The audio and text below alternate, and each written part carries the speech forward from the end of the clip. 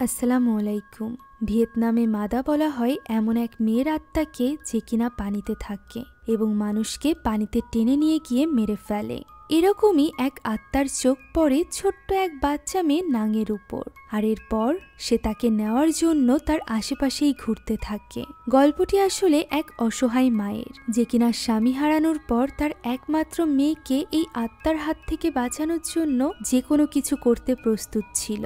এমনকি পানিতে নেমে সে পানির ওই আত্মার সাথে লড়াই পর্যন্ত করে। তবে শেষ পর্যন্ত কি সে তার মেয়েকে বাঁচাতে পারবে, নাকি মাদার শিকার হবে এই ছোট্ট নাং? জানতে হলে দেখতে হবে আজকের এই ভিয়েতনামি গল্পটি। তো চলুন আর দেরি না করে সরাসরি চলে যাওয়া যাক গল্পে। গল্পের শুরুতে আমরা ভরা পূর্ণিমার রাতে একজন একাকী মেয়েকে একটা ব্রিজের ওপর দাঁড়িয়ে থাকতে দেখতে পাই, যে কিনা তার কোলে থাকা একটা ছোট্ট পুতুলকে লুলাবাই গান শোনাচ্ছিল।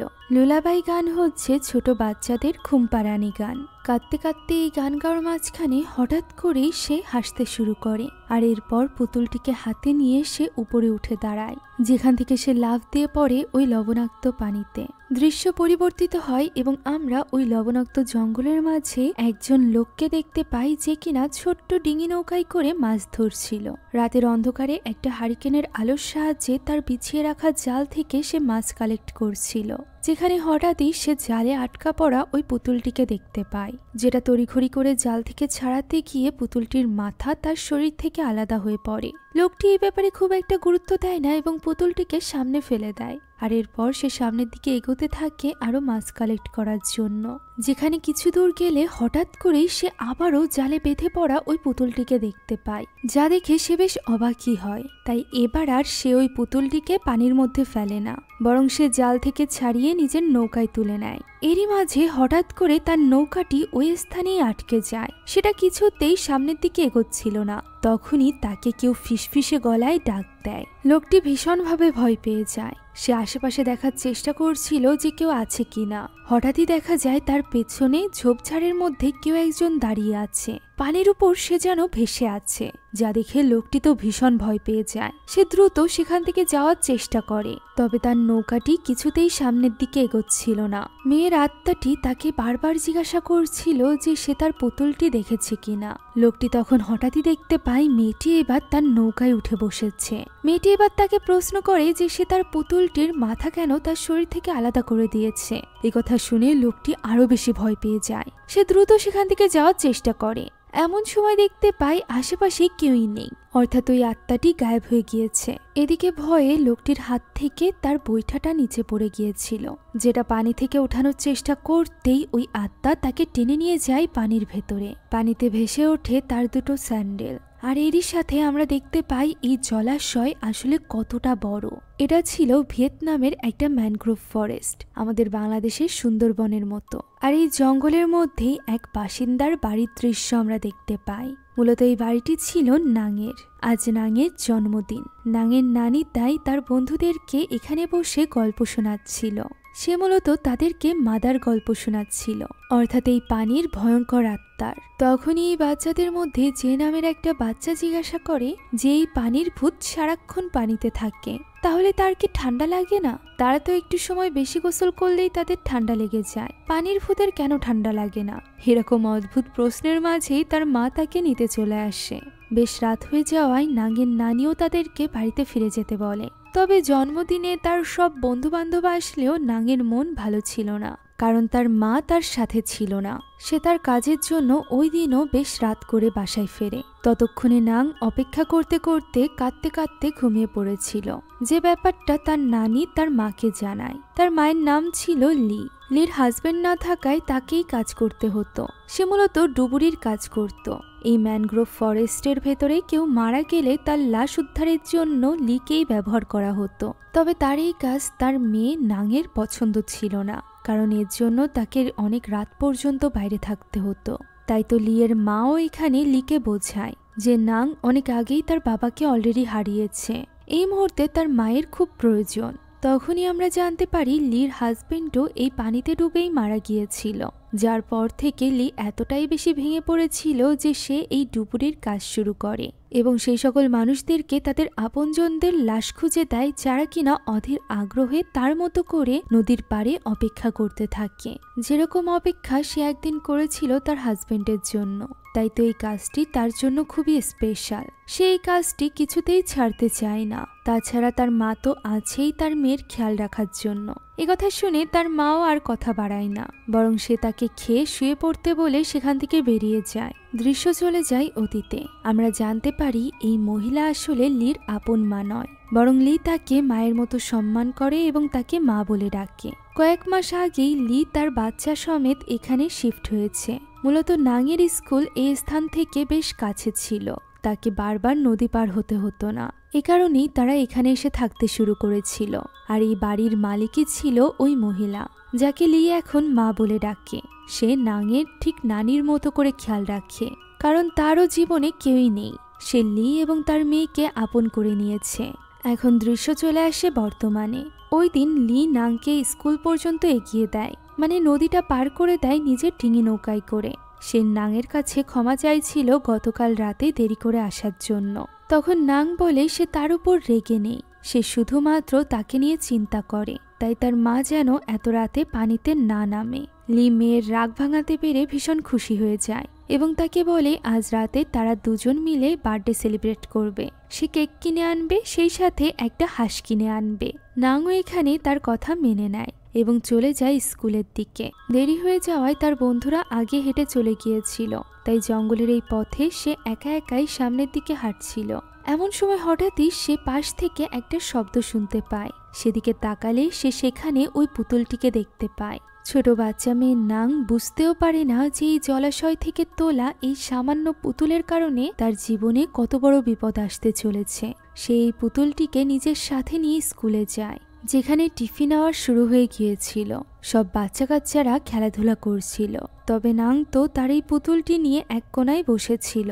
তার কাছে তার কিছু বান্ধবীরা আসে খেলার জন্য ডাকতে, তবে সে জানিয়ে দেয় যে সে তাদের সাথে খেলতে চায় না।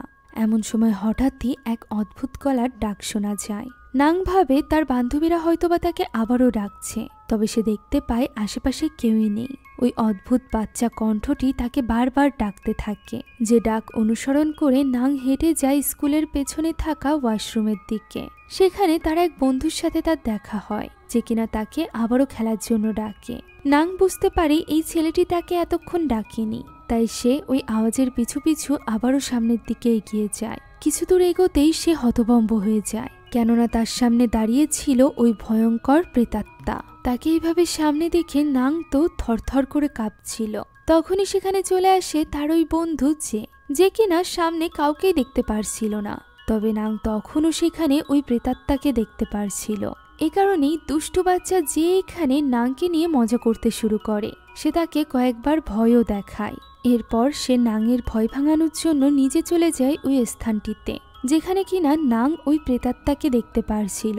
তবে সেখানে গিয়েও যে কাউকেই দেখতে পায় না। সে সেখানে বেশ খানিকক্ষণ মজা করে এবং আবারও চলে আসে। নাং এটা দেখে ভীষণ ভয় পেয়ে যায় এবং দ্রুত সেখান থেকে চলে যায়। ওই দিন বাজারে বেশ কিছু লোকেরা মিলে ওই লোকটির কথা বলছিল, যে কিনা গতদিনই পানিতে ডুবে মারা গিয়েছিল, যাকে মেরে ফেলেছিল ওই মাদা। আর গ্রামের সবাই এই ব্যাপারে নিশ্চিত ছিল, কারণ ওই লোকটি এখানেই জন্মগ্রহণ করেছে। সে এই পানির সাথে খুব ভালোভাবে পরিচিত। কোনোভাবে জঙ্গলে হারিয়ে মারা যাওয়া সম্ভব না। সেই সাথে পানির স্রোতে সে খুব ভালোভাবে সাঁতার কাটতে পারে, তাই পানিতে ডুবে মারা যাওয়ার তো কোনো প্রশ্নই উঠছে না। তাই তো তারা সবাই নিশ্চিত যে তাকে মেরে ফেলেছে ওই মাদা। তাদের এই ম্যানগ্রোভ ফরেস্টে একটা মাদার উপস্থিতি আছে, এটা জানার পর গ্রামবাসীরা ভীষণ ভয় পেয়ে গিয়েছিল। তার মতে মাদা তাদেরকেই নিজের শিকার বানায়, যারা কিনা তার সাথে সামঞ্জস্যপূর্ণ। সে অপেক্ষা করে সঠিক সময়ের এবং সঠিক জায়গার। যতক্ষণ না পর্যন্ত ওই লোকটি পানিতে নামছে ততক্ষণ পর্যন্ত মাদা তাকে নিতে পারে না। গ্রামবাসীদের এই সকল কথা পাশে বসেই একজন লোক খুব মনোযোগ দিয়ে শুনছিল। এমন সময় সেখানে একটা মাছের পেট কাটা হয় এবং তার পেটের মধ্যে একটা মানুষের আঙুল পাওয়া যায়, যা দেখে গ্রামবাসীরা আরো বেশি হকচকিয়ে যায়। দৃশ্য পরিবর্তিত হয় এবং আমরা নাংকে দেখতে পাই, যে কিনা তার বন্ধুদের সাথে স্কুল শেষে বাড়িতে ফিরছিল। তাদের মধ্য থেকে ওই দুষ্টু ছেলেটি অর্থাৎ যে হঠাৎ করেই বলে জঙ্গলের মধ্য থেকে একটা শর্টকাট রাস্তা সে চেনে। সে বাকিদেরকে তার সাথে যেতে বলে। যদিও নাং তাদের সাথে যেতে চাইছিল না। আজ এই পুতুলটি নেওয়ার পর থেকে তার সাথে যে ভুতুড়ে কাণ্ডগুলো ঘটছিল তাতে তার যাওয়ার কথাও না। তবে একা পড়ে যাওয়ায় তাকে বাধ্য হয়ে জঙ্গলের ভেতর দিয়ে ওই পথ ধরে যেতে হয়। কিছু দূর যেতেই হঠাৎ করে সে তার পাশে ওই ভয়ানক আত্মাটিকে দেখতে পায়, যাকে সে বাদে আর কেউই দেখতে পারছিল না। এদিকে যে তাকে ওইভাবে দাঁড়িয়ে থাকতে দেখে বুঝতে পারে যে সে হয়তোবা আবারও ভয় পাচ্ছে, তাই সে হাত ধরে নাংকে নিজের সাথে নিয়ে নেয়। নাং যেহেতু এই ঘটনায় ভীষণ ভয় পেয়ে গিয়েছিল, তাই ওই রাতেই সে এই ব্যাপারে তার মায়ের সাথে কথা বলে। তবে তার মা মনে করে হয়তোবা গ্রামের কোনো মহিলাই নাংয়ের সাথে কথা বলার চেষ্টা করছে, তাই সে নাংকে বলে যে সে যেন অপরিচিত কারোর কাছাকাছি না যায়। যদি কেউ তাকে ডাকে তাহলে সে যেন দৌড়ে বাড়িতে চলে আসে। এমন সময় তাকে বাইরে থেকে কিছু লোক ডাক দেয়। আমরা জানতে পারি আজকে দুপুরে যে লোকগুলো ওই মাদাকে নিয়ে আলোচনা করছিল তাদের মধ্য থেকে একজন মারা গিয়েছে, আর তার লাশ উদ্ধারের জন্যই লিকে ডাকতে এসেছে গ্রামের লোকজন। লি সেখানে যায় এবং জলাশয় থেকে লাশটিকে উদ্ধার করে নেয়। এদিকে বাড়িতে তখন নাং একেবারেই একা ছিল, সে ওই পুতুলটির সাথে খেলছিল। এদিকে পানি থেকে লাশ উঠিয়ে লি পাশেই বসেছিল। তখন গ্রামবাসীরা একাধারে মাদার ব্যাপারেই কথা বলছিল, যা লির ভালো লাগে না। সে চিৎকার করে সকলকে চুপ করতে বলে এবং যার হাজবেন্ড মারা গিয়েছিল তাকে গিয়ে বোঝায় যে তাকে বাঁচতে হবে, নিজের মৃত স্বামী এবং সন্তানদের কথা ভেবে। এইভাবে বুঝিয়ে সে চলে যায় একটা মন্দিরে। এই ছোট্ট মন্দিরটি তার ঘাটের সাথেই সে করে রেখেছিল। যেদিনই সে নতুন লাশ উঠাতো সেদিনই সে এই মন্দিরে আসতো এবং আগরবাতি জ্বালিয়ে সেখানে একটা সাদা কাপড় বেঁধে দিত। সেখানে বেঁধে রাখা অনেকগুলো সাদা কাপড় দেখে আমরা বুঝতে পারি যে সে এখন পর্যন্ত অনেকের লাশকেই উদ্ধার করেছে। এখন আজ উদ্ধার করা ওই লোকটির লাশকে নিয়ে যাওয়া হয় গ্রামেরই একটি হসপিটালে, যেখানে একজন মাত্র ডক্টর ছিল। এই ডক্টরকেই গতদিন আমরা ওই বাজারে দেখেছিলাম, যে কিনা চুপচাপ গ্রামবাসীদের কথা শুনছিল। এখানে এই লাশটিকে রাখতে এসেছিল দুজন লোক দুজনের মুখে মাদার কথা শুনে ডক্টর এখানে তাদেরকে একটু ভয় দেখায়, এই বলে যে মাদা দুই ধরনের মানুষদেরকেই নিজেদের শিকার বানায়। প্রথমত যে আত্মিক দিক থেকে তার সাথে কম্পিটিবল, দ্বিতীয়ত যে কিনা মাদাকে কোনোভাবে টন্ট মেরে কথা বলেছে। আর আজকে মারা যাওয়া এই লোকটি এমনই কিছু করেছিল যার সাক্ষী ডক্টর নিজে। তাই ডক্টর এখানে একটা রিচুয়াল করে। এটা ছিল তামার কয়েনের একটা রিচুয়াল। প্রথমে ওই লাশের উপর থেকে ঝাঁকিয়ে ঝাঁকিয়ে সে একটা কয়েন বেছে নেয়, যেটা সে পুরে দেয় ওই লাশের মুখে। তবে লাশ সেই কয়েন কিছুতেই সহ্য করতে পারে না, তাই পানির সাথে ছটফট করতে করতে সেটা বের করে দেয়। এমনটা হওয়া মানেই হলো তাকে পানির ভূত অর্থাৎ মাদা গ্রহণ করেছে। এ কারণেই তার শরীর তামার কয়েন সহ্য করতে পারছে না, ফলে ডক্টরও এবার ভয় পেয়ে যায়। এদিকে পরদিন সকালে লি চলে যায় তার বান্ধবীর সাথে দেখা করতে, যেখানে তার বান্ধবীর ছেলে হিউকে সে বলে যে সে যেন আজ নাংকে ক্লাস শেষে স্কুল থেকে নিয়ে আসে। হিউ এতে রাজি হয়ে যায়, আর এরপর লি তার বান্ধবীর সাথে বসে কথা বলে, যেখানে তার বান্ধবী তাকে এই ডুবুরির কাজ করতে নিষেধ করে, কেননা এই কাজের ফলে সে মাদাকে রাগিয়ে দিবে। যদিও লি এই মাদার ব্যাপারে বিশ্বাস করত না, তবুও তার বান্ধবী তাকে বোঝায় যে সে তার এই কাজের মাধ্যমে মাদাকে রাগান্বিত করছে। কি হবে যখন তাকেও মাদা এই পানির নিচে টেনে নিয়ে যাবে? তখন তার মেয়ে নোয়াংয়ের পাশে তো কেউই থাকবে না। এরপরও লি তার কথায় গুরুত্ব দেয় না, বরং সে তার বাহনটি নিয়ে বেরিয়ে যায়। ওই দিন নাংয়ের স্কুল শেষ হতে সন্ধ্যা হয়ে গিয়েছিল, তাই হিউ তাকে জঙ্গলের ভেতর দিয়ে একটা রাস্তা ধরে নিয়ে আসে, যাতে করে তারা দ্রুত বাড়িতে পৌঁছাতে পারে। জঙ্গলের মধ্য দিয়ে তারা যখন হাঁটছিল তখন নাংয়ের হাতে ওই পুতুলটি দেখে হিউ তা নিয়ে নেয় এবং সেটাকে সুন্দর করতে গিয়ে সে তার মাথা খুলে ফেলে। পরবর্তীতে যদিও সে সেটা লাগিয়ে দেয়, তবে সে সেটা উল্টো লাগিয়েছিল, যেটা সেখানেই দাঁড়িয়ে ঠিক করতে থাকে নাং, যার ফলে সে দেখতেও পারে না এবং হিউ তাকে রেখে বেশ খানিকটা আগে চলে যায়। এবার নাং বুঝতে পারছিল না সে কোন দিকে যাবে। এমন সময় হঠাৎ করে তার সামনে ওই আত্মা চলে আসে। সে এতে করে ভীষণ ভয় পেয়ে গিয়েছিল। চোখ বন্ধ করে অন্যদিকে তাকাতেই ওই আত্মা এবার তার একেবারেই ঠিক সামনে চলে আসে। সে পুতুলটিকে সামনে ধরে কাঁপতে শুরু করে। এমন সময় সেখানে হিউ চলে আসে। হিউ আসাতে ওই আত্মাটি সেখান থেকে গায়েব হয়ে যায়। হিউ তাই নাংয়ের হাত ধরে তাকে বাড়িতে নিয়ে আসে। নাং এবার ভীষণ ভয় পেয়েছিল। তার মা এবং তার নানি তাকে সামলানোর চেষ্টা করছিল, যেখানে ভয়ে নাং কাঁদতে থাকে এবং ওই মহিলার ব্যাপারে জানায়, যে কিনা খুব ভয়ঙ্করভাবে তার দিকে তাকিয়ে থাকে। লাল ড্রেস পরা ওই মহিলা সারাক্ষণ ভিজে থাকে। একথা শুনে তার নানি এবং তার মা দুজনই অবাক হয়, যদিও হিউ কাউকে দেখেনি আর এই ব্যাপারে সে লিকে জানিয়েছে। তাই লি এখানে নাংকে বিশ্বাস করতে পারে না। তার মনে হচ্ছিল নাং হয়তো বা খেলতে খেলতে এই সকল ভয়ানক কিছু দেখেছে, তাই সে নাংকে বোঝানোর চেষ্টা করে। তবে নাং তো এবার কোনো কিছুই বুঝতে রাজি ছিল না। তখনই হঠাৎ করে আমরা হিউকে দেখতে পাই, যে কিনা রাতের বেলা তাদের ঘাটে বেঁধে রাখা একটা নৌকায় বসে কিছু একটা করছিল। এমন সময় পানির মধ্য দিয়ে কিছু একটা তার দিকে এগোতে দেখা যায়, যেটা ধাম দিয়ে এসে আঘাত লাগে তার নৌকার সাথে। দেখা যায় এটা আরেকটি নৌকা। হিউ একটু অবাকই হয়। নতুন এই নৌকায় সে উঠে পড়ে এবং আশপাশটা দেখতে থাকে। এমন সময় হঠাৎই পানির ভেতরে থাকা ওই আত্মা তাকে টেনে নিয়ে যায়। আমরা শুধুমাত্র তার গোংড়ানোর আওয়াজ শুনতে পাই।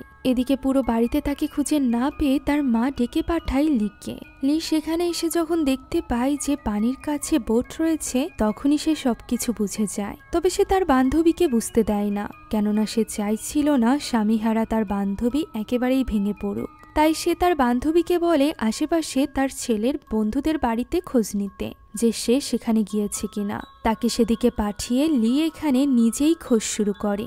সে পানির ভেতরে ভারী কিছু দিয়ে দেখার চেষ্টা করে যে পানির স্রোত কোন দিকে গিয়েছে।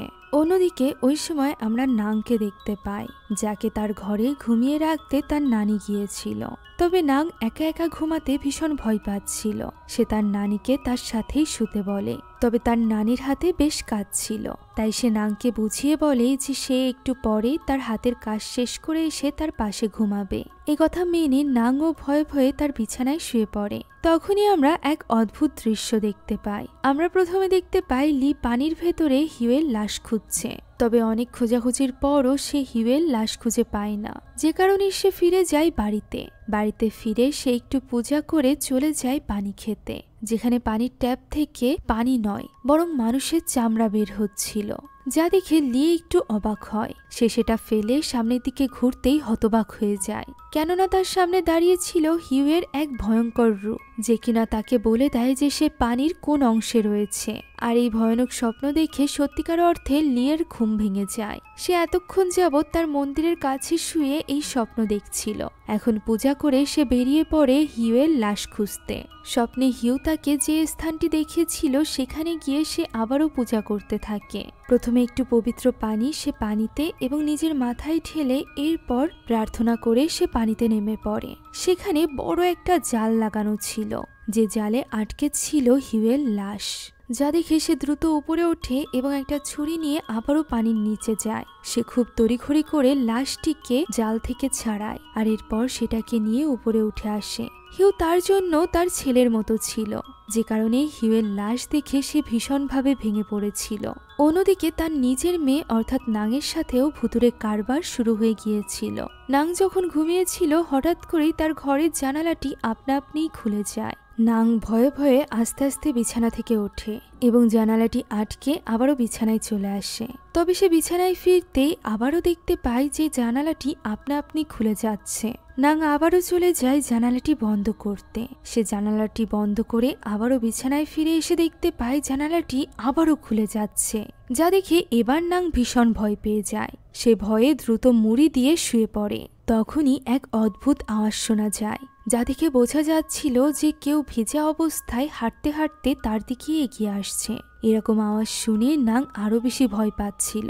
এমন সময় ওই আত্মা কাঁথার নিচে তার পাশে চলে আসে, যা দেখে নাং ভয়ে চিৎকার করে ওঠে। তার চিৎকার শুনে তার পাশে চলে আসে তার নানি। সে তাকে কোনো মতে সামলে নেয়, যদিও সেখানে কোনো আত্মা ছিল না। তার নানি তাকে সামলাচ্ছিল। এদিকে হিউয়ের লাশ নিয়ে উঠে এসেছিল লি। তখনই আবার ফিরে এসেছিল হিউয়ের মাও।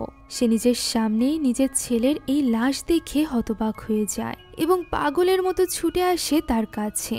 সে তার ছেলের লাশ ধরে হাউমাউ করে কাঁদছিল। এই দৃশ্য যেন সহ্য করতে পারছিল না লিও, কারণ তারও একটা মেয়ে আছে। সে হিউয়ের মায়ের কষ্ট বুঝতে পারছিল, সেই সাথে হিউয়ের জন্য তার নিজেরও কষ্ট লাগছিল। তাই তো সে ঠিক করে যে সে হিউয়ের মায়ের সামনে যাবে না। সে নদীর পাড়ে বসেই কাঁদতে থাকে, আর এরপর নিজেকে কিছুটা সামলে চলে যায় ওই মন্দিরে, যে মন্দিরে সে প্রতিনিয়ত এক একটা লাশ উঠিয়ে পূজা করত। এবারও সে ঠিক একই কাজ করে, তবে এইবার কাপড় বাঁধার সময় কিছু অদ্ভুত ঘটনা ঘটতে থাকে। যেমন প্রথমে কাপড়টি হাত থেকে পড়ে যায়, আর এরপর মন্দিরে থাকা লাইটটি ফ্লিকার করতে শুরু করে। এইসব ব্যাপারে গুরুত্ব না দিয়ে লি সেখানে কাপড় বেঁধে চলে আসছিল।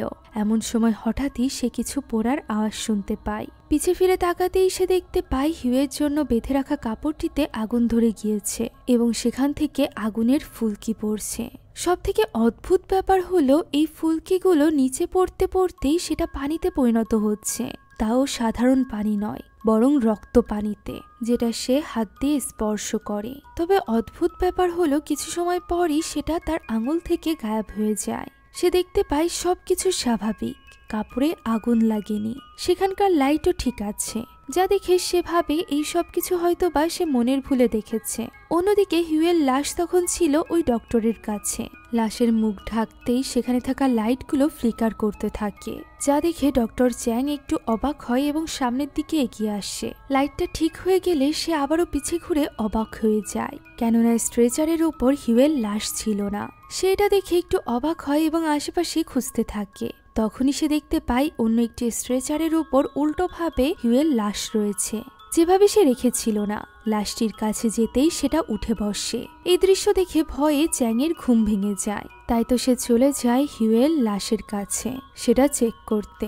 লাশের মুখের উপর থেকে কাপড় সরাতেই তার মুখ দিয়ে পানি বেরিয়ে আসে, যা দেখে চ্যাং একটু অবাক হয়। সে এটা মোছার জন্য চলে যায় আলমারির কাছে কাপড় নিতে। তবে আলমারি খুলতেই সে সেখানেই হিউয়ের ভয়ানক রূপ দেখতে পায়, যা দেখে সে ভয় পেয়ে যায় এবং হিউয়ের স্ট্রেচারের কাছে চলে আসে, যেখানে হিউয়ের লাশ ছিল না। সে দেখতে পায় হিউয়ের লাশ তো সামনের স্ট্রেচারে রয়েছে, আলমারির ভেতরে তো কিছুই নেই। তাই সে এটাকে নিজের মনের ভুল ভেবে আলমারির ভেতর থেকে নিজের ব্যাগটি বের করে যখনই হিউয়ের কাছে যাচ্ছিল, তখনই সে দেখতে পায় সামনের কোনো স্ট্রেচারেই হিউয়ের লাশ নেই, বরং হিউয়ের লাশ তো স্ট্রেচারের পাশেই বসে আছে, তাও খুব ভয়ানকভাবে। ডক্টর চ্যাং এর সাহসে কুলায় না সেদিকে এগোনোর। এমন সময় লাশটি তার সামনে চলে আসে। এই ভয়ানক স্বপ্ন দেখে এবার সত্যিই ডক্টর চ্যাং এর ঘুম ভাঙে। সে বুঝতে পারছিল না যে সে এত ভয়ানক স্বপ্ন কেন দেখলো। তাই তো পরদিনই সে চলে যায় লিয়ের সাথে দেখা করতে। মূলত সে লিয়ের কাছ থেকে জানতে চাইছিল হিউয়ের লাশ সে কিভাবে পানির মধ্যে পেয়েছে। যদি সেটা লম্বালম্বি থাকে এর মানে সেও মাদার শিকার হয়েছে। তবে লি বুঝতে পারছিল না যে বাচ্চা হিউকে মাদা কেন মারবে। উত্তরে চ্যাং বলে যে তার সাথে হতে পারে স্পিরিচুয়াল ম্যাচ রয়েছে, অথবা সে যে কোনোভাবে মাদাকে অপমান করেছে। আর আমরা তো জানি যে এটাই সঠিক ছিল, কেননা ওই দিন রাতেই সে মাদার পুতুলটি থেকে তার মাথা আলাদা করে ফেলেছিল, আর এ কারণেই হয়তোবা মাদা তাকে মেরে ফেলেছে। চ্যাং এখানে লিকে সাবধান করে দেয় যে সে নিজের পরিবারকে নিয়ে যেন সাবধানে থাকে, কেননা এখানে মাদা চলে এসেছে, যে আত্মার একমাত্র শত্রুই হলো ডুবুরিরা, অর্থাৎ তারা যারা কিনা তার শিকার করা লাশকে পানির নিচে থেকে বেরিয়ে নিয়ে আসে। এ কথা শুনে লি একটু ভয় পেয়ে যায়। তাই সে তখনই নাং ঠিক আছে কিনা তা দেখার জন্য বাড়ির উদ্দেশ্যে রওনা দেয়। এদিকে ওই সময় নাংয়ের ঘুম ভাঙে। ঘুম ভাঙতেই সে দেখতে পায় পানির উপর ভেসে আছে তার ওই পুতুলটি, যেটা দেখে সে সেটাকে তুলতে যায়। তবে এমন সময় ওই ভয়ানক আত্মাটি সেখানে চলে আসে এবং পুতুলটি টেনে নিয়ে যায় পানির নিচে। অন্যদিকে এমন সময় বাড়িতে ফিরে এসেছিল লি নিজেও। ঘরে প্রবেশ করে সে দেখতে পায় সেখানে কোথাও নাং নেই। এমন সময় পানিতে শব্দ হয়। আমরা বুঝতে পারি ওই আত্মা নাংকে টেনে নিয়ে গিয়েছে। লি দৌড়ে সেখানে যায়, তবে সে দেরি করে ফেলেছিল। সেখানে কোথাও নাং ছিল না, বরং পানির উপর ভাসছিল তার স্যান্ডেল, যা দেখে লি এবার পাগলের মতো হয়ে যায়। সে তখনই পানিতে নেমে নাংকে খুঁজতে থাকে। তবে অনেক খোঁজার পরও আশেপাশে কোথাও নাংকে খুঁজে পাওয়া যায় না। তবুও তার মা কিছুতেই হাল ছাড়ে না। সে দিনের পর দিন রাতের পর রাত নদীতেই কাটাতে থাকে। সে বসে বসে ভাবতে থাকে তার মেয়ের কথা। সে কেন সেদিন তার মেয়েকে বিশ্বাস করেনি, কেন সে তার মেয়ের কথা শোনেনি, যে কিনা তাকে বারবার বলতো এই বডি খোঁজা সে যেন বন্ধ করে দেয়। একদিন এর জন্য তাদের বিপদ আসবে। কয়েকদিন যাবৎ সে পাগলের মতো এই ম্যানগ্রোভ ফরেস্ট ঘুরে তার মেয়েকে খুঁজছিল। তবে হাজার খুঁজেও সে কিছুতেই নাংকে খুঁজে পায় না। তাই তো এবার সে শরণাপন্ন হয় একজন শামানের। লোকটির নাম ছিল মিস্টার লাং। লাং আধ্যাত্মিক শক্তির অধিকারী ছিল। তার প্রমাণও আমরা পাই যখন সে একজন মহিলার ভেতরে থাকা আত্মাকে তার ভেতর থেকে বেরিয়ে দেয়। তার এই স্পেশাল জ্ঞান এবং শক্তির ব্যাপারে জানার পরই লি তার সাথে যোগাযোগ করে। সে তার কাছে সাহায্য চায় তার মেয়ে নাংকে ফিরে পাওয়ার জন্য। মিস্টার লাং তাকে সাহায্য করতে রাজি হয়। তবে এই টেকনিকটা বেশ কঠিন ছিল। এই টেকনিকের মাধ্যমে লিকে যেতে হবে আত্মাদের দুনিয়াতে, যেখান থেকে তাকে খুঁজে বের করতে হবে নাং এখন কোথায় আছে। এই ম্যানগ্রোভ ফরেস্টেরই কোথাও একটা হয়তোবা নাং রয়েছে। সে যদি সেখানে নাংকে জীবিত অবস্থা দেখে তাহলেই সে বাস্তব জগতে নাংকে জীবিত উদ্ধার করতে পারবে। তবে এতে লিয়ের জীবনে ঝুঁকি থাকবে। তবে লির এতে কিছু যায় আসে না। সে এক কথায় রাজি হয়ে যায়। সব প্রস্তুতি শেষে মিস্টার লাং তাকে বলে যে প্রথমে তার মনে হবে সে পানিতে ডুবে যাচ্ছে, যেন কেউ তাকে পানির ভেতরে টেনে নিয়ে যাচ্ছে। তার দম বন্ধ হয়ে আসবে, তবুও যেন সে নিজেকে সেখানেই ধরে রাখে যতক্ষণ না পর্যন্ত আত্মাদের দুনিয়াতে তার চোখ খুলছে। আর নাংকে পাওয়া মাত্রই সে যেন সেখান থেকে বেরিয়ে আসে, নাংয়ের কাছে যাওয়ার চেষ্টা না করে। এবার মিস্টার লুয়াং তার চোখ বেঁধে দেয় এবং সে পৌঁছে যায় আত্মাদের দুনিয়াতে। প্রথমে তার লুয়াংয়ের কথা মতোই ভীষণ কষ্ট হচ্ছিল। লুয়াং তার মাথা চেপে ধরে এবং বলতে থাকে সে নিশ্চয়ই করতে পারবে। সত্যি সত্যি লি চোখ খুলে আত্মাদের দুনিয়াতে। সেখানে তার মধ্যে এক স্পেশাল পাওয়ার চলে আসে, যে পাওয়ার তাকে টেনে নিয়ে যায় নাং পর্যন্ত। সে নাংকে ওই ম্যানগ্রোভ ফরেস্টেরই একটা স্থানে ঝোপঝাড়ের উপরে দেখতে পায়। লি বুঝতে পারে নাং বেঁচে আছে, যা দেখা মাত্র তার সেখান থেকে বেরিয়ে আসার কথা ছিল। তবে সে এখানে ভুল করে বসে। সে নাংয়ের কাছে যাওয়ার চেষ্টা করে, যার ফলে এবার ওই আত্মা তার পিছে পড়ে যায়। তাকে পানিতে চুবিয়ে মেরে ফেলানোর চেষ্টা করে সে।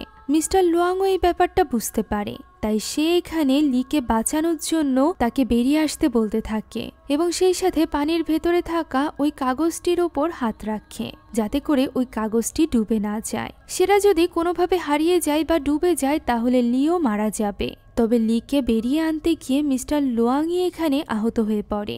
যে হাত সে পানিতে রেখেছিল সেই হাত তার পুড়ে যায়। এমন সময় লিও আত্মাদের দুনিয়া থেকে বেরিয়ে আসে। বের হতেই সে দেখতে পায় লুয়াংয়ের এই অবস্থা। লুয়াং সেখানে অজ্ঞান হয়ে যায়, যা দেখে লি বুঝতে পারছিল না যে সে কি করবে। তাই তো সে পুরো দিন অপেক্ষা করতে থাকে যে কখন লুয়াংয়ের জ্ঞান ফিরবে। সারাদিন পর সন্ধ্যার দিকে লুয়াংয়ের জ্ঞান ফেরে। জ্ঞান ফিরতেই সে যন্ত্রণায় ছটফট করছিল। আর এই অবস্থাতেও লুয়াং তাকে ইশারা দিয়ে বলে দেয় যে তাকে কোন দিকে খুঁজতে হবে। লিও তখন পানিতে নেমে পড়ে এবং প্রাণপণে তার মেয়েকে খুঁজতে থাকে। কিছুদূর খোঁজার পর সে সত্যি ঝোপঝাড়ের উপর তার মেয়েকে খুঁজে পায়, যে কিনা তখনও বেঁচে ছিল। সে তার মেয়েকে উদ্ধার করে নিয়ে আসে।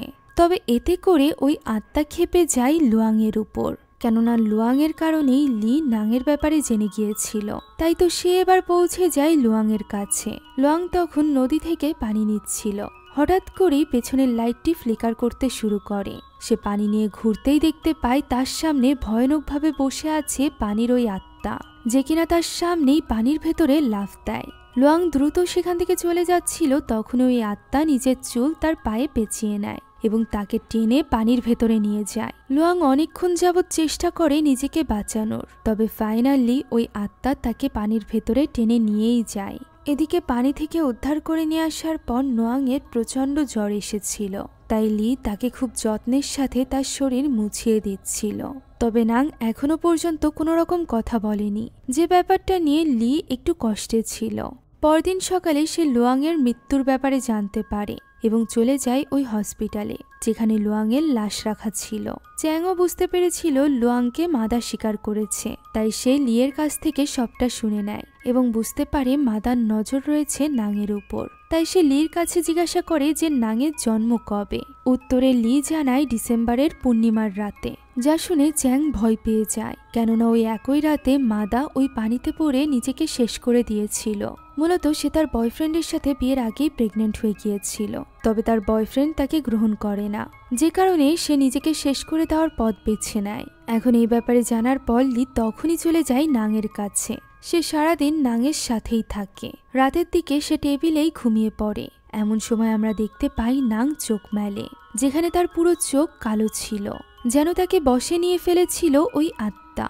সে অদ্ভুতভাবে বিছানা থেকে উঠে বাইরের দিকে চলে যায়। ওই সময় আমরা ওই আত্মার কণ্ঠে লুলাবাই গান শুনতে পারছিলাম। কিছু সময়ের মধ্যে লিয়ের ঘুম ভেঙে যায়, আর সে যখনই দেখতে পায় যে নাং বিছানায় নেই তখন সে ভীষণ ভয় পেয়ে যায় এবং বাইরের দিকে ছুটে যায়, যেখানে নাং পৌঁছে গিয়েছিল ঘাটে। ঘাটে পৌঁছে সে পানির দিকে এগোচ্ছিল এবং অদ্ভুত সব মন্ত্র পড়ছিল, যার ফলে সেখানে যেন তুফান শুরু হয়ে যায়। আশেপাশে প্রচণ্ড বাতাস বইতে থাকে, গাছপালা যেন ভেঙে যাচ্ছিল।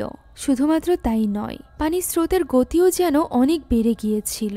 আস্তে আস্তে নাং উঠে দাঁড়ায় এবং সে পানিতে ঝাঁপ দিতেই যাবে, এমন সময় সেখানে লি চলে আসে এবং তাকে সামলে নেয়। সে তাকে ধরে নিয়ে আসে বাড়ির ভেতরে। পরদিন সকালেই আর কোনো উপায় না পেয়ে সে নাংকে নিয়ে চলে যায় ডক্টর চ্যাংয়ের কাছে। সেখানে নাং তখনও পর্যন্ত ওই আত্মার কন্ট্রোলে ছিল, আর তার এই অবস্থা দেখে মিস্টার চ্যাংও অবাক হয়ে গিয়েছিল। ভেতরে নিয়ে এসে লি তাকে জিজ্ঞাসা করে যে সে কিভাবে নাংকে ঠিক করবে। তখন মিস্টার চ্যাং ওই কয়েনগুলো নিয়ে আসে এবং সেগুলো ঝাঁকাতে শুরু করে, যার ফলে আশেপাশে আবারও বাতাস বইতে থাকে, যেন সেখানে তুফান শুরু হয়ে গিয়েছিল। নাংও প্রচণ্ড ছটফট করছিল। সেখান থেকে একটা কয়েন বের হয় এবং ওই তামার কয়েনটি সে নাংয়ের মুখে পুরে দেয়। এর ফলে নাং আরো বেশি ছটফট করতে থাকে এবং তার মুখ থেকে পানির সাথে সাথে ওই কয়েনটি, সেই সাথে কিছু পাথরের অংশও বেরিয়ে আসে। এতে করে নাং একেবারেই স্বাভাবিক হয়ে যায়। তাকে বিছানায় শুয়ে দিয়ে ওই কয়েনটি হাতে নিয়ে লি চলে যায় মিস্টার চ্যাংয়ের সাথে কথা বলতে।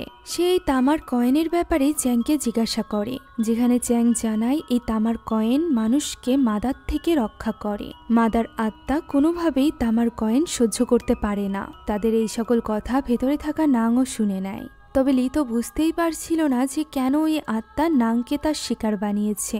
সে তো কখনো ওই আত্মাকে কোনোরকম টন্ট মারেনি। তখন ডক্টর চ্যাং বলে এটা হতে পারে তার কর্মা, কেননা সে পেশায় একজন ডুবুরি। ডুবুরিরা সবসময় মাদার শত্রু হয়ে থাকে। আসলে ডক্টর চ্যাংও আগে একজন ডুবুরি ছিল, তবে ডুবুরির কাজ করতে গিয়ে মাদার শত্রুতে পরিণত হয়ে সে নিজের স্ত্রী এবং সন্তানকে হারিয়েছিল। এরপর থেকেই সে ওই কাজ ছেড়ে দিয়েছে এবং এখন এই হসপিটালের দায়িত্ব নিয়েছে। এটাই কারণ যে সে ওই আত্মার ব্যাপারে এত কিছু জানে। এখন নাং সুস্থ না হওয়ায় লি ওই রাতটা হসপিটালেই কাটায়। রাতের বেলা সে যখন বাইরে গিয়েছিল কাপড় ভিজিয়ে আনতে, তখন সে হঠাৎ করেই সামনে থেকে কিছু গুনগুনানি গান শুনতে পায়। আমরা দেখতে পাই গাছের একটা শেকড়ের উপর বসে আছে ওই মাদা। তবে পরক্ষণেই সে সেখান থেকে গায়েব হয়ে যায়। লি তার সামনে কিছুই দেখতে পায় না। সে সেখান থেকে চলে আসছিল, এমন সময় লাইট ফ্লিকার করতে শুরু করে। পেছনে থাকা ওই পাত্র যেখান থেকে সে পানি নিচ্ছিল তার মধ্য থেকে কিছু আওয়াজ শোনা যায়। হুট করেই তার মধ্যে ভেসে ওঠে মাদার ওই পুতুলটি, যেটা হাতে তুলে নেয় লি। সেটা হাতে তুলে নেওয়ার সাথে সাথে আশেপাশে বাতাস বইতে শুরু করে এবং লি ওই আত্মা দ্বারা পজেস হয়ে যায়। আত্মার বশে এসে সে খুব ভয়ঙ্করভাবে এগোতে থাকে নাংয়ের দিকে, যেটা লক্ষ্য করে ডক্টর চ্যাংও। সে দেখতে পায় লি নাংয়ের চুল ধরে টেনে তাকে ঘুম থেকে তুলে নিয়ে হাঁটতে শুরু করেছে। চ্যাং তাকে আটকানোর চেষ্টা করে, যার ফলে এবার ওই আত্মার বশে থাকা লি আক্রমণ করে চ্যাংয়ের উপর। চ্যাংও কম ছিল না, সে নাংকে লুকিয়ে রাখে এবং নিজেই আটকানোর চেষ্টা করে লিকে। তবে এতে খুব একটা লাভ হয় না, কেননা লিয়ের মধ্যে চলে এসেছিল আধ্যাত্মিক শক্তি। সে এখানে হাতের ইশারায় চ্যাংকে হাওয়ায় তুলে দেয় এবং সেখান থেকে ফেলে তাকে অজ্ঞান করে দেয়। এমন সময় ভিতর নাং তার হাতের কাছে ওই তামার কয়েনটি খুঁজে পায়, যেটা সে হাতে নিয়ে কোনো মতে ওই রুম থেকে বের হওয়ার চেষ্টা করতে থাকে। তবে লি তার সামনে একটা স্ট্রেচার দিয়ে দেয়, তবে এতেও নাংয়ের কিছুই হয় না। সে স্ট্রেচারের মধ্য থেকেই বেরিয়ে আসে। সে হসপিটাল থেকে বের হতেই তার নানিকে দেখতে পায়। সেও এখানে নাংকে তার মায়ের হাত থেকে বাঁচানোর চেষ্টা করে। তবে এবারও লি হাতের ইশারাতেই তাকে উপরে উঠিয়ে ফেলে তাকে অজ্ঞান করে দেয়। এরপর সে নাংয়ের চুলের মুঠো ধরে তাকে টানতে টানতে নিয়ে আসে ওই ব্রিজের উপর, যে ব্রিজ থেকে পড়ে মাদা নিজেকে শেষ করে দিয়েছিল। সেখানে আসা মাত্রই সে পাগলের মতো চিৎকার করতে থাকে এবং বিড়বিড় করে কোনো এক মন্ত্র পড়তে থাকে। ওই রাতটাও ছিল পূর্ণিমার রাত এবং তার এই মন্ত্র পড়ার ফলে চাঁদ যেন রক্তবর্ণ ধারণ করেছিল। নাং মা বলে ডাকতে ডাকতে লিয়ের জ্ঞান ফেরানোর চেষ্টা করছিল, তবে এতে কোনো লাভ হয় না। লি তাকে মা বলে ডাকতে নিষেধ করে একথা বলেই সে চিৎকার করতে করতে নাঙের চুলের মুঠো ধরে। তখনই নাং তার হাতে থাকা ওই তামার কয়েনটি তার মুখে পুরে দেয়। এর ফলে সে ছটফট করতে আরম্ভ করে এবং তার ভেতর থেকে ওই আত্মা বেরিয়ে যায়। মুহূর্তের মধ্যে যেন সবকিছু ঠিক হয়ে যায়। তবে আদৌ কি ঠিক হয়েছে? কেননা তখনই ওই আত্মা তার আসল রূপে চলে আসে ব্রিজের উপরে, যা দেখে এবার ভয় পেয়ে যায় লি নিজেও। সে দ্রুত নিজের মুখ থেকে তামার কয়েনটি বের করে নাঙের মুখে পুরে দেয়। আর এরপর ওই আত্মাটিকে আটকানোর জন্য সে তাকে নিয়ে ঝাঁপ দেয় পানিতে, যা দেখে নাং চিৎকার করে ওঠে এবং সেখানেই বসে কাঁদতে থাকে। অন্যদিকে পানির ভেতরে তার মা লি সমানে লড়াই করে যাচ্ছিল ওই আত্মার হাত থেকে বাঁচার জন্য। লড়াইয়ের এক পর্যায়ে সে তার হাতে থাকা একটা কাঠের টুকরো ওই আত্মার মধ্যে ঢুকিয়ে দেয়, যার ফলে আত্মাটি তার গলা ছেড়ে দেয় এবং পানির নিচে তলিয়ে যায়। লিকে দেখেও মনে হচ্ছিল যে সে যেন মারা যাচ্ছে। এদিকে নাং তার মায়ের মৃত্যুর কথা ভেবে কাঁদতে কাঁদতে চলে যাচ্ছিল। তখনই ব্রিজের উপর উঠে আসে লি। লি বেঁচে ছিল। সে নাংকে পেছন থেকে ডাকতে থাকে। নাংও দৌড়ে গিয়ে তাকে জড়িয়ে ধরে। এমন সময় সেখানে চলে আসে নাংয়ের নানি এবং ডক্টর চ্যাং। আর এখানেই খোলে এই মুভির সবথেকে বড় রহস্য। আমরা দেখতে পাই লি তো পুরোপুরিভাবে শুকনো। সে পানির মধ্যে আজ নামেইনি। আর তাকে জড়িয়ে ধরা নাংও সেখানে নেই, অর্থাৎ নাং কখনো ছিলই না। সে তো 7 দিন আগেই পানিতে ডুবে মারা গিয়েছিল। সেদিন শুধুমাত্র তার লাশ খুঁজে পেয়েছিল লি। তাকে জীবিত উদ্ধার করতে পারেনি সে। তবে এই ব্যাপারটা লি কিছুতেই মেনে নিতে পারেনি। তখন থেকেই সে নাংকে কল্পনা করে যাচ্ছিল। আর এই ব্যাপারটা বুঝতে পেরেও কেউ তার ভুল ভাঙায়নি, কেননা সে পুরো পাগলের মতো হয়ে গিয়েছিল। ওই রাতেও নাং হাঁটতে হাঁটতে নদীর পাড়ে গিয়েছিল না, বরং সেখানে গিয়ে লি পাগলামি শুরু করেছিল, যেখান থেকে তার মা তাকে টেনে নিয়ে এসেছিল ঘরে। এবং ঘরে আসতেই সে ভাঙচুর শুরু করে দিয়েছিল। এমনকি পরদিন সকালে সে হসপিটালেও একা গিয়েছিল, তার সাথে নাং ছিল না। সেখানে সে পাগলের মতো অদ্ভুত আচরণ করছিল এবং এমন ভাব করছিল যেন ওই আত্মা তাকে পজেস করে রেখেছে। এখন এই সবকিছু দেখে তারা দুজন মিলে তার ভুল ভাঙানোর চেষ্টা করে। তবে তখনও পর্যন্ত লির ভুল কোনোভাবেই ভাঙছিল না। সে যেন নিজের সামনে তখনও নাংকে দেখতে পারছিল এবং তার পিছে ছুটতে শুরু করে। আমরা বুঝতে পারি নাংকে হারিয়ে লি পুরোপুরি পাগল হয়ে গিয়েছে। এখন তাকে শিকল দিয়ে বেঁধে রাখতে হয়, তবুও সে পাগলামি করে। নাংয়ের স্কুল ব্যাগকেই সে নাং মনে করে এবং তাকে খাওয়ার জন্য জোর করতে থাকে। সেই সব দিনগুলোর দৃশ্য আমরা দেখতে পাই, যে সকল দিনগুলো স্মৃতি নিয়ে আজ এখনো লি বেঁচে আছে। তার এই কষ্ট সহ্য করতে পারছে না তার মাও। এখন আমরা জানতে পারি যে এই ঘটনার কিছুদিন পর সেখানকার গাছের শেকড়ে একটা ফিটাস পাওয়া যায়, অর্থাৎ এক নবজাতক শিশু। এই নবজাতক শিশুর লাশটি ছিল মূলত ওই আত্মার সন্তানের। এ কারণেই সেখানকার লোকজন মনে করতে থাকে যে এটা যেহেতু খুঁজে পাওয়া গিয়েছে, এর মানে মাদা হয়তোবা শান্ত হয়ে যাবে। তবে আসলেই কি এমনটি হবে? কেননা ওই রাতেই আমরা জেকে দেখতে পাই, যে কিনা জঙ্গলের ওই পথ ধরে লুকিয়ে লুকিয়ে যাচ্ছিল অনলাইন গেম খেলার জন্য। তার মনে হতো তার বাবা মা শুধুই তাকে ভয় দেখিয়েছে, যাতে করে সে অনলাইন গেম খেলার জন্য রাতের অন্ধকারে এই জঙ্গল দিয়ে না যায়। সে বিশ্বাসই করে না যে এখানে কোনো মাদা আছে, তাই তো সে এখানে মজার ছলে মাদাকে ডাকতে থাকে। এরকম করতে করতে সে নিজের পায়ের নিচে থেকে তাকায়, এটা বলতে বলতে যে মাদা নিশ্চয়ই তার পিছে দাঁড়িয়ে আছে। সত্যিই তখন সে তার পিছে মাদার 2 পা দেখতে পায়, যা দেখে এবার তো তার নিজের পাই কাঁপতে শুরু করে। ভয়ে ভয়ে সে আবারও পায়ের নিচে তাকায়, যেখানে এবার আর কেউই ছিল না। হুট করে পিছে তাকাতেই তার পেছনে চলে আসে মাদা। মাদাকে এইভাবে দেখে ভয়ে যেন তার মুখে হাসি চলে আসে। সে মজার ছলে মাদাকে বলে যে সে এত রাতে এখানে কি করছে, সে যেন গিয়ে ঘুমিয়ে পড়ে। একথা বলে সামনের দিকে দৌড়াতে থাকে এবং মা মা বলে চিৎকার করতে থাকে। এরই সাথে শেষ হয়ে যায় আজকের এই গল্পটি। আশা করছি গল্পটি আপনাদের কাছে ভালো লেগেছে। আপনারা আমার মতো মুভি লাভার্সদের জন্য আমরা নিয়ে এসেছি সুলভ মূল্যে নেটফ্লিক্সের সাবস্ক্রিপশন, যেটি পেয়ে যাবেন আমাদের ফেসবুক পেজ এইচপি শপে। পেজের লিঙ্ক ডেসক্রিপশন বক্সে পেয়ে যাবেন। সেই সাথে আমাদের ভিডিওগুলো ভালো লেগে থাকলে অবশ্যই সাবস্ক্রাইব করে যেতে ভুলবেন না। Thank you so much for watching this video. আল্লাহ হাফিজ।